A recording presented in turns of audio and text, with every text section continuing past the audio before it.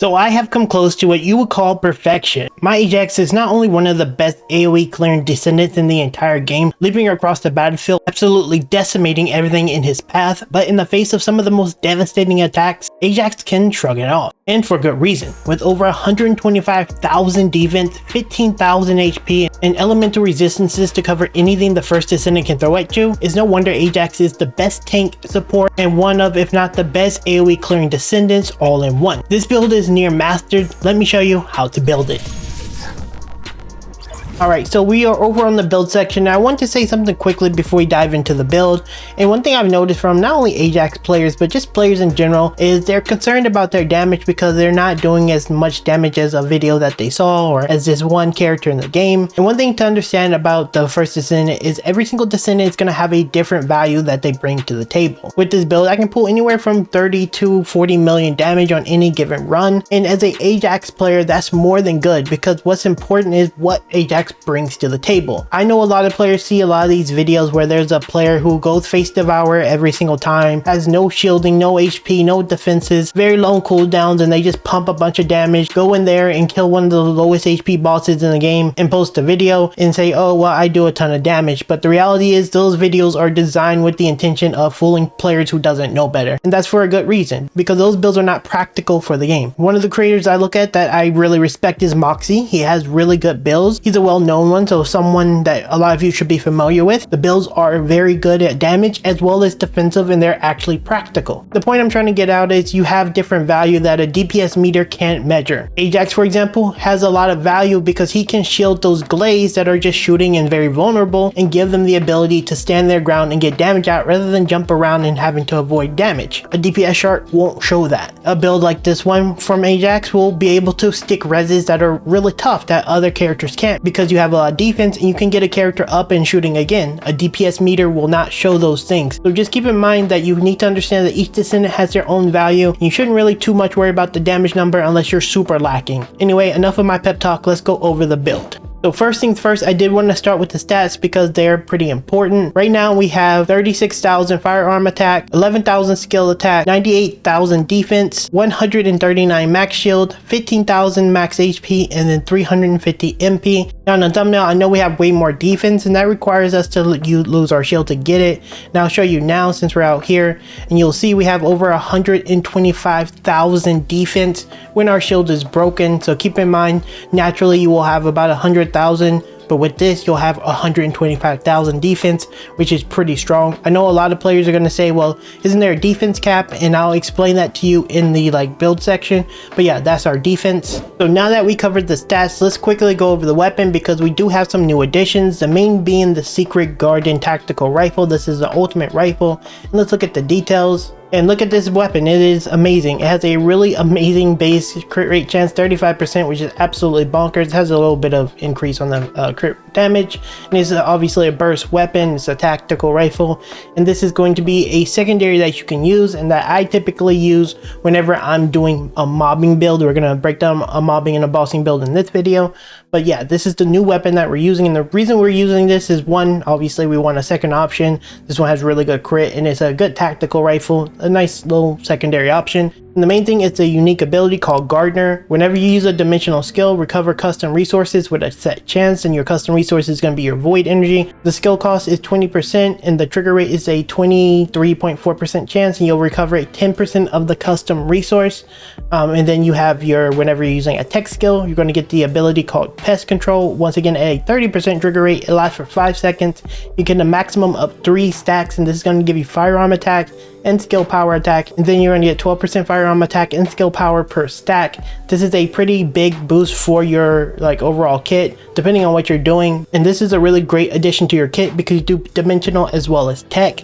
Now I will say this, and I want to be very clear on this, I have not super invested into this weapon. As you can probably see here, I don't have a build. I simply cannot afford to level this up right now. I just don't have the capacity, I don't have the mods, I don't have the cash. I just can't do it right now. Building so many different characters for builds and stuff, it's going to take me maybe another week to really bring this weapon to where I think it's going to be super good. But from face value, the weapon itself feels really good to me, really high crit, and it does well. When we talk about its unique effect, I think it's good, but I do think this is going to be one of those ultimate weapons where you definitely need multiple copies to really get this effect to shine.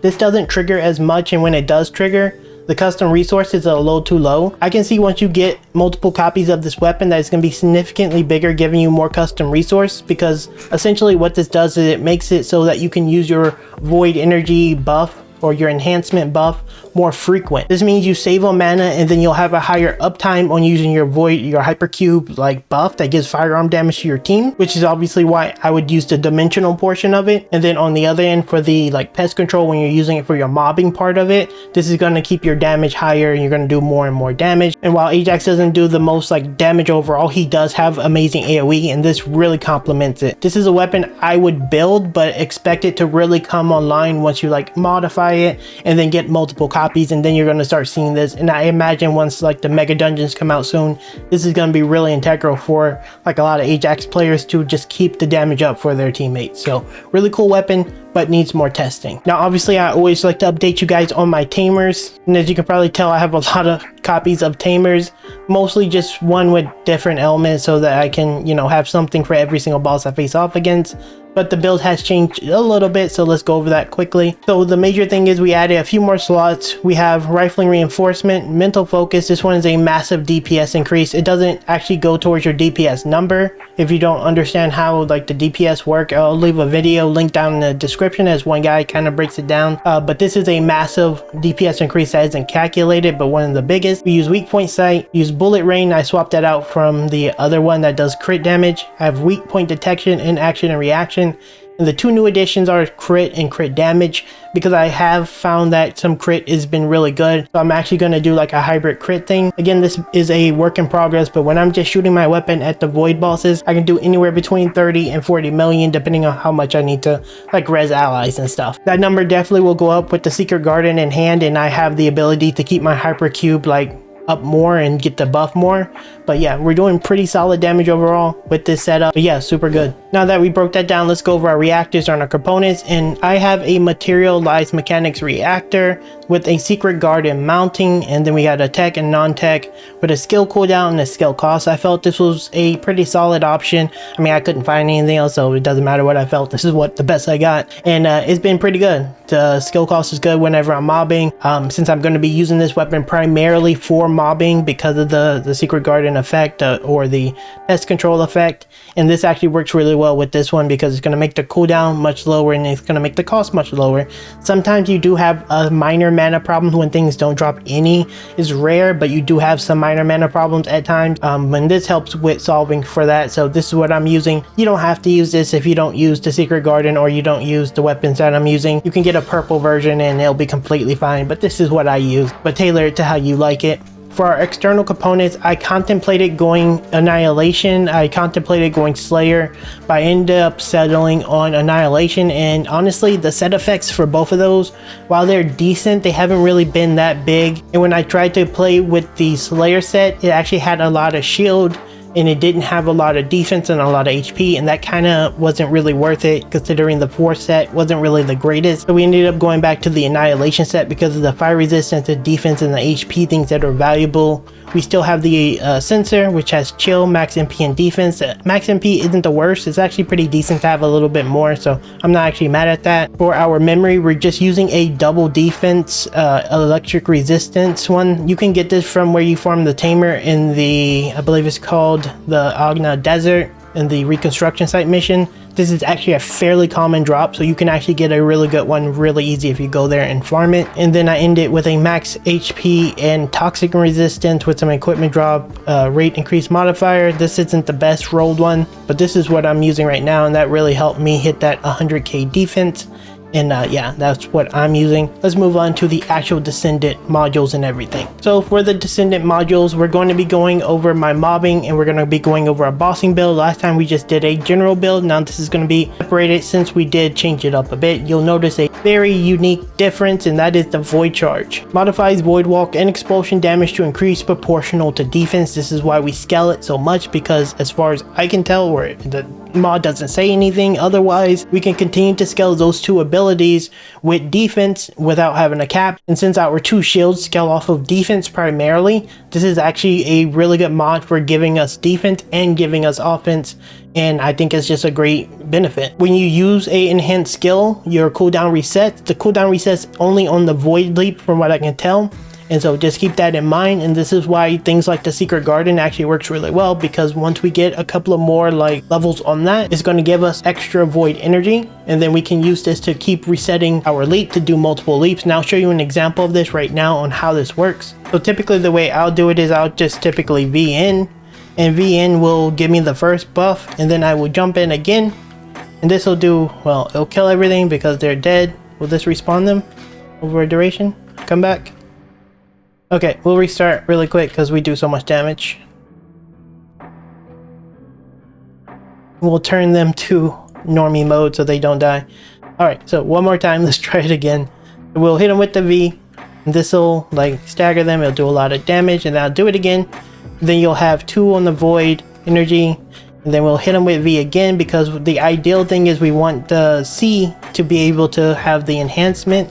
So we'll hit them with C again, and you'll reset that skill, and then we can do it again. Then you can cycle your V, and then you just do a lot of quick burst damage. It's hard to tell because these guys keep getting pushed back, but that's how you would do it. And I just want to show you how the secret garden works. And so sometimes it procs, sometimes it doesn't. We'll just keep resetting until it procs, so I can show you an example of this. Get that off.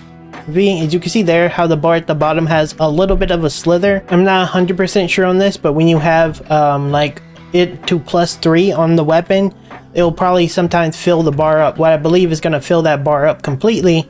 And as you can see there, how it almost went up. If that was like a full secret garden maxed out with the perk, that would have fully filled up, and then you can go into this much easier rather than waiting for like another ability. So that's kind of the value that you're going to get out of the secret garden in the future. Or maybe the Slayer set. I'm not sure what Toad does. It requires you to like kill the enemy that's Toad. I'm not sure what that is. If anyone know what that modifier is, let me know. But that will actually give you resource too. But for now, we're just reliant on the secret garden, which has a really great shot animation, as you can see, and it does really good crit damage. I have no crit built into it, so it's a really great weapon. But anyway, that's how void charge work. I will say this though, I do believe that the damage that you're supposed to get proportional to your defense is actually not working right now. You still get the benefits of like doing the like extra reset and stuff, so it's still a really good mod. But keep in mind that in the current like day of me making this video, the day I'm releasing it, and maybe even the week, keep in mind that it will not be working correctly as it's intended to. I will have a pinned comment down in the description if something changes and it actually starts to function, but as of releasing this video, nothing I can really do about it. I'm not the devs, but that's how it is right now, so keep that in mind. We also have kicking, obviously, because I really love this skill. You can use the grappling hook if you desire. Next, we're using nimble fingers. This is going to give us cooldown reduction. In the future, once you get a little bit more cooldown, you actually shouldn't be using non-attribute specialist. What we should be using is attribute focus, and focus on non-attribute. I would, in theory, hypothetically, if this was like here, I would actually slot this in here and put that there, take this out, and then I would put what's it called, an iron will here in place of that, and that will fill out your slots, and then that's what would be ideal. But I leveled this one up not realizing there was a rare one at the time, and of course I'm giga poor for trying to level things, so I actually can't fix that.